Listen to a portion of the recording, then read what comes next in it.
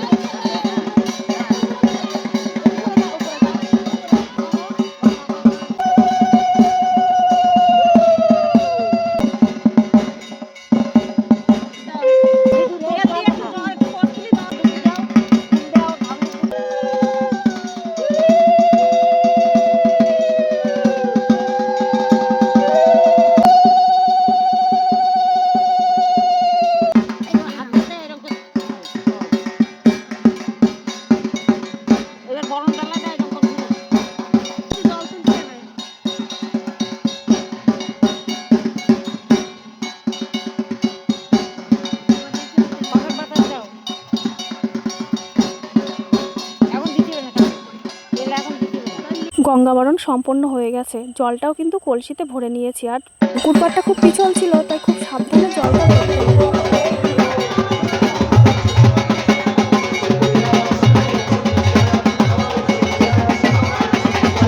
গঙ্গাবরণ করে জল নিয়ে কিন্তু বাড়িতে পৌঁছে গেছে। ওদিকে তো কীর্তন গান শুরু হয়ে গেছে, মাঠের দিকে এখনো যেয়ে ওঠা হয়নি। এবার ভাবছি একটু যাব। দিকেও তো মায়ের পুজোর হাজারটা কাজ, বাড়ি ভর্তি আত্মীয় স্বজন, সেগুলো দেখাশুনো করতে হচ্ছে, তাই মাঠের দিকে যাওয়া হয়।